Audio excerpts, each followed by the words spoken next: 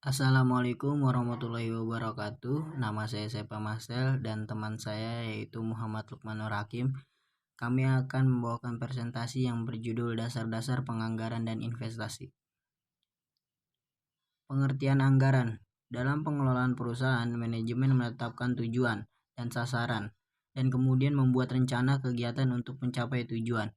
Dan sasaran manajemen penganggaran merupakan salah satu aspek penting dalam kegiatan manajemen, khususnya dalam perencanaan. Planning and budgeting.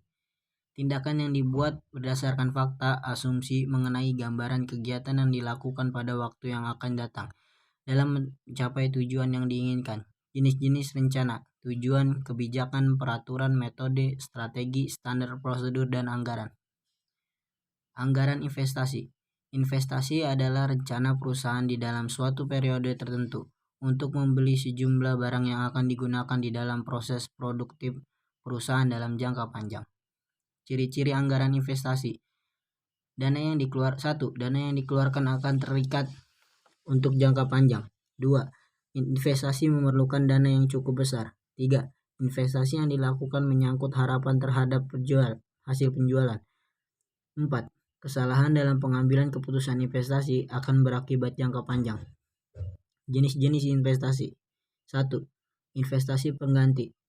2. Investasi penambahan kapasitas. 3. Investasi penambahan jenis produk. 4. Investasi lain-lain.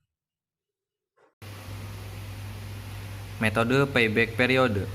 Payback period adalah suatu jangka waktu yang dibutuhkan untuk mengembalikan modal dana yang sudah dikeluarkan oleh para investor. Dalam bahasa Indonesia, payback period dalam dunia bisnis ini lebih sering disebut dengan periode pengembalian modal.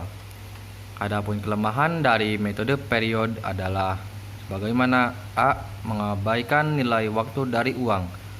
Uang yang diterima pada awal tahun pertama dianggap sama nilainya dengan yang diterima pada akhir tahun keempat. Poin B. Mengabaikan arus kas masuk investasi yang diterima setelah masa payback periode tercapai. Metode selanjutnya adalah metode present value. Present value adalah penilaian investasi yang menggunakan proses yang telah didiskontokan atas dasar biaya modal yang diinginkan sebagai dasar penilaian investasi. Kemudian ada metode accounting rate of return. Metode ini menggunakan laba yang dicantumkan di dalam laporan akuntansi sebagai dasar perhitungan dengan cara membaginya dengan jumlah investasi yang diperlukan.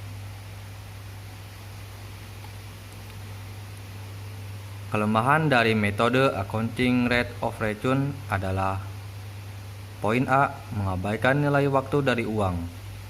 Poin B. Menitikberatkan laba usaha dan kurang memperhatikan aliran kas dari investasi yang bersangkutan. Poin C. Kurang memperhatikan jangka waktu investasi. Poin D. Menggunakan taksiran laba rata-rata dari tahun ke tahun. Sumber investasi dibagi dua, dari sumber dana internal dan sumber dana eksternal. Sumber dana internal dibagi menjadi 3, yaitu 1. Setoran modal pemilik, 2. Laba ditahan, dan 3. Cadangan-cadangan.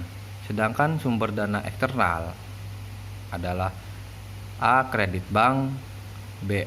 Obligasi, C. Leasing, dan D. sebagainya. Sekian dari kelompok saya.